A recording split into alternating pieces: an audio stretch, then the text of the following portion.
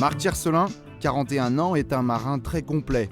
Tour de France, Tour de l'Europe, Transmanche et Solitaire du Figaro. Une course qui lui ouvre l'appétit du grand large. Son premier Vendée Globe en 1996 est un succès. Il finit deuxième derrière Christophe Auguin. En 2001, lors de la dernière édition de cette même course, il se classe quatrième. Marc Tiercelin, c'est aussi un artiste, bohème et rêveur, et un grand voyageur. J'ai commencé le bateau il y a longtemps, maintenant, il y a plus de 30 ans. En compétition, c'était en 70, mais avant, on passait nos vacances, qui étaient des grandes vacances quand on était petit, à Port-Blanc, près de Perros-Guirec, quand j'étais môme, et donc là, on allait sur des bateaux. Et puis, j'ai commencé plus spécifiquement la compétition en optimiste en 1970. Enfin, à Quiberon dans un premier temps, puis ensuite dans le sud de la France, puisque à partir de 70, on a émigré, nous, là-bas, puisque mon père est mort à Marseille, donc on a vécu dans le sud. Et là, j'ai fait du dériveur, à peu près 4 années d'optimiste. À l'époque, le bateau, c'était pas une manière de gagner sa vie, c'était plutôt un loisir. Et donc, je ne me voyais absolument pas devenir marin professionnel comme maintenant. Donc, j'avais décidé à l'époque de devenir luthier, de fabriquer des violons, des violoncelles, des guitares, parce que je faisais de la guitare classique. C'était dans les années, c'était en 74, 73. Et en fait, c'est au moment où j'étais en quatrième, où j'ai décidé je dirais pas de dire merde à tout, mais de quitter le système traditionnel, le système scolaire traditionnel, classique, et m'engager dans une école de bois qui s'appelait l'école Boulle. Et ensuite, j'ai fait 3 ans à Paris. Je continue de travailler tout ce que je fais avec mes mains, tout ce que j'ai refait après, tous les dessins que j'ai fait, que ce soit dans la haute couture ou après dans la fabrication de mes maisons et tout ça. L'école Boulle a toujours été derrière.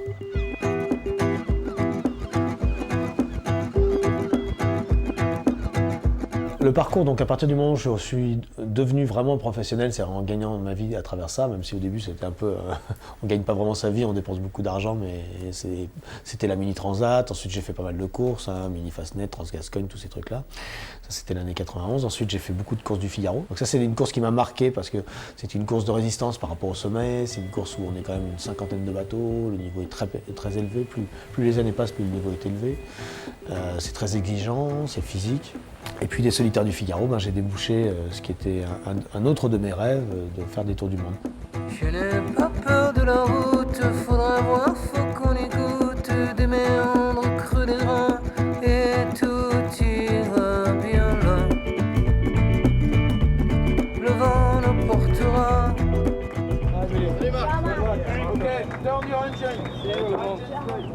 Au départ, je ne pensais pas attaquer directement par le Vendée Globe, je pensais commencer par le Bog Challenge, qui s'appelle maintenant Around the Lone. Et au final, j'ai réussi à être au départ du Vendée de 96, qui était la grande aventure. Si on veut retenir une course, c'est celle-là que je retiendrai. 18 mois après, je réitérais avec Around the Lone, qui est un tour du monde, mais avec escale, en solitaire toujours, mais avec escale. Et 16 mois après Around the Lone, je renquillais sur un troisième tour du monde, qui était un deuxième Vendée Globe. Ton message à la grande eau, c'est la trajectoire de la course à l'instantané, le vélo, même s'il ne sert à rien. Le vent l'emportera, tout disparaîtra, le vent l'emportera. Et les tours du monde, c'est ce qui m'a vraiment révélé à moi-même, et c'est vraiment la distance que j'aime bien. Les transats, c'est sympa, mais c'est un peu court. Le Figaro, c'est autre chose. Mais le Tour du Monde, on a vraiment, d'abord dans la préparation de la course, dans la course en elle-même, et puis dans l'après-course, mais surtout dans la préparation et dans la course, c'est des morceaux, quoi. C'est pas de la petite bière, quoi.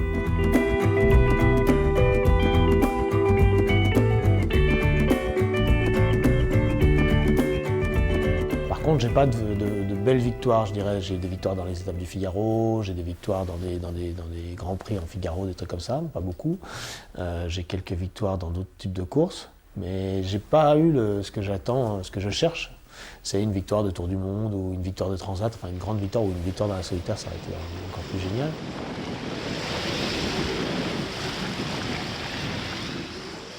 La mer peut être mortelle, peut être meurtrière. comme la Terre, hein, les avalanches en montagne. Nous, on la défie souvent. Moi, je l'ai défiée souvent, enfin, je continue d'ailleurs de la défier.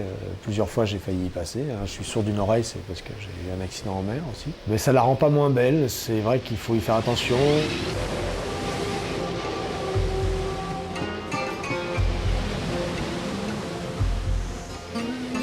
On a été avertis, on était plusieurs concurrents. Jerry, à ce moment-là, Jerry Roof était deuxième du Vendée Globe. Moi, j'étais juste derrière, j'étais troisième. J'étais donc le plus proche de lui, donc il a fallu que je remonte dans les 60e pour essayer de voir l'endroit où il se trouvait, s'il était retourné, dématé. Enfin, on ne savait pas trop, puisqu'on avait juste un arrêt des balises Argos.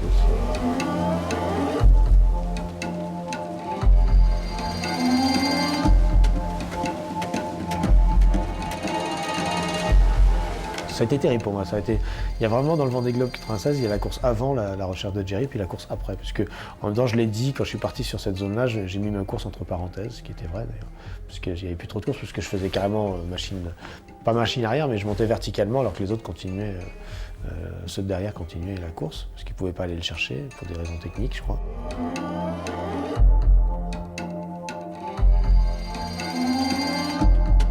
J'ai quadrillé la zone. La seule manière que j'avais trouvée dans ma tête, c'était donc d'abord assurer une veille la plus longue possible, malgré le froid, et puis d'essayer de repérer s'il y avait des oiseaux.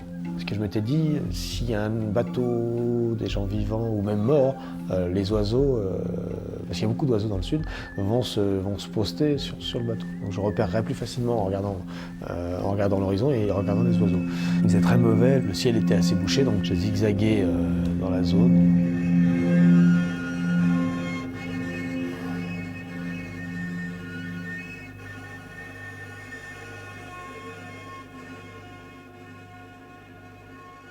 Mais après, c'est vrai que pour se remettre dans le coup, ça a été long.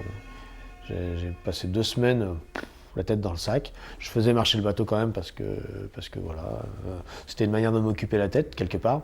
Mais j'ai presque les 3-4 jours qui ont suivi, moi je me suis mis dans ma couchette, pilote automatique, et puis je réglais le bateau au minimum, quoi, histoire qu'il avance et qu'il sorte de cet enfer.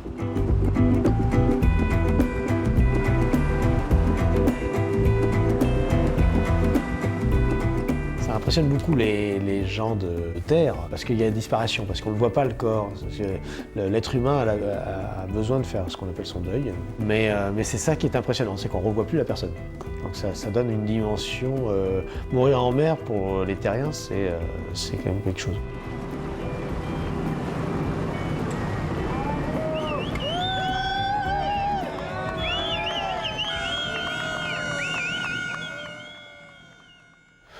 Les gens ne sont pas très marins, quoi.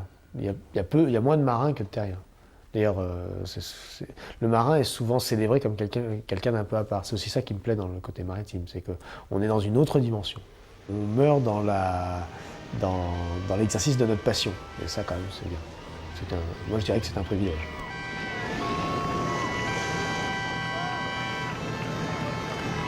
C'est un peu si, bon, il n'y a pas beaucoup de monde qui va dans l'espace, il n'y a pas de course faite autour de la Lune et tout, mais quelqu'un qui disparaîtrait, on couperait le cordon et puis il s'envolerait. Il y a eu un film, il y avait des films comme ça, ils partent dans l'espace et ils partent dans l'espace, quoi. Ça a un côté complètement magique. Si on faisait un parallèle, je ne l'ai jamais fait, mais je trouve ça pas mal maintenant que je le dis. C'est le type qui sort pour réparer son Spoutnik dans sa fusée, on coupe le cordon et puis il s'envole comme ça. Et voilà. Donc nous c'est pareil. Sauf que ça mouille. Lui, il est dans l'air. Puis au bout d'un moment, il n'a plus à manger, tout ça. Puis il a plus donc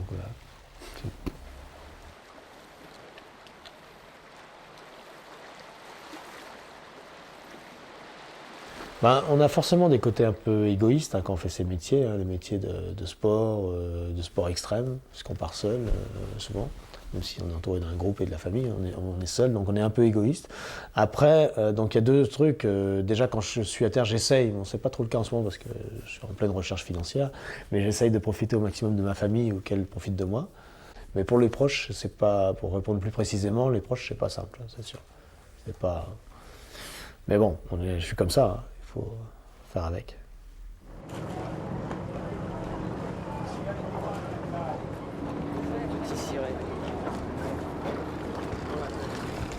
La notoriété, c'est pas désagréable, je vais pas dire le contraire, hein, parce que bon, c'est vrai que ça change un statut. Bon, il y a un moment, il y a une partie qui est pas facile à gérer, qui est même des fois un petit peu limite parce qu'il y a un débordement des gens. Les gens dans le public sont toujours sympas. Par rapport à nous, de la voile, parce qu'on est des gens accessibles, on ne gagne pas des milliards, on ne roule pas en Ferrari, etc., etc. Donc pour les gens, et puis bon, il y a une notion d'aventure qu'il n'y a pas dans le foot, quoi. Il y a un truc qui est surprenant et qui m'arrive de plus en plus, c'est que les gens rentrent dans ta vie, enfin, ils se permettent des choses comme si on leur appartenait, comme si on était public. Enfin, quand on devient public, ils te tapent dans le dos. Après, le job, c'est de savoir pourquoi les gens viennent. Est-ce qu'ils viennent pour toi ou est-ce qu'ils viennent pour ton image? J'en ai fait un peu le tour de tout ça. Je suis plus serein parce qu'au départ, je ne pensais pas devenir, avoir la notoriété que j'ai eue. Donc je suis assez cool avec ce truc-là. Et j'ai surtout envie de m'en servir pour avoir des beaux projets après. Ces parfums de nos années mortes, ceux qui peuvent frapper à ta porte, infinité de destins, on en pose un, et qu'est-ce qu'on en retient? Le vent l'emportera. Pendant que la marée monte et que chacun refait ses comptes, j'emmène au creux de mon ombre des poussières de toi. Le vent les portera.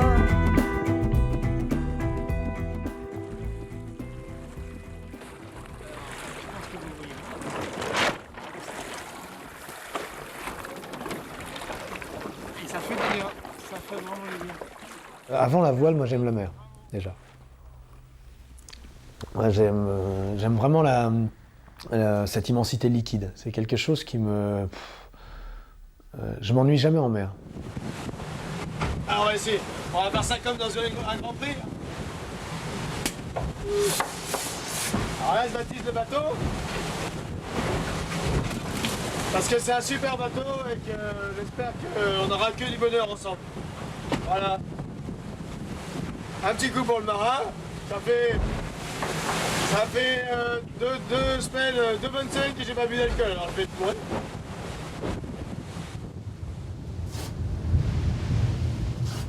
J'aurais bien voulu aller sur la Lune, ou sur Mars, à titre personnel. Et je suis pas illuminé, c'est que j'aime bien le côté en 3D, le côté où on est bousculé, pas seulement avec le vent ou la pluie, mais où le sol bouge sous les pieds, le ciel bouge sur la tête, enfin on est constamment en mouvement total et permanent. Et la mer, c'est ça.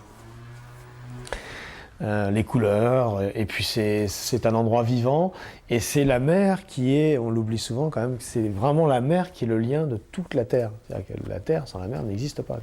Elle a besoin de la mer pour se compléter, et c'est quelque chose que j'aime beaucoup, et que je pourrais jamais quitter complètement. Même si je vais sur la Lune, je reviendrai sur la mer.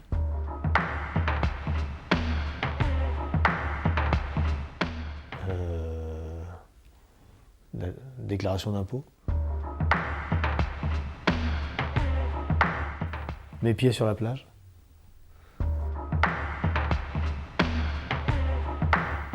Quelqu'un qui prend la dernière tarte au chocolat dans une pâtisserie.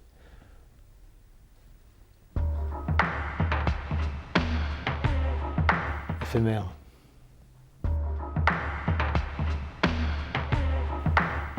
Ouais, pour amuser la galerie. C'est une forme d'uniforme, mais je suis pas très uniforme. Un très beau pays. Des lumières, des cailloux, de l'herbe, des ajoncs, des pins, des églises incroyables. Non, c'est un pays que j'ai sillonné d'abord de mon enfance quand même. Une partie de mes origines sont là-bas. Et puis que j'ai sillonné par la mer, par la terre, dans les croix, tout ça. Mais des tempéraments un peu durs des fois. Mais bon, ça fait pas. C'est toute la beauté de ce pays. Il y a 2 endroits qui sont beaux en France, c'est la Bretagne et la Corse. Donc c'est pas par hasard, c'est 2 types de caractères costauds.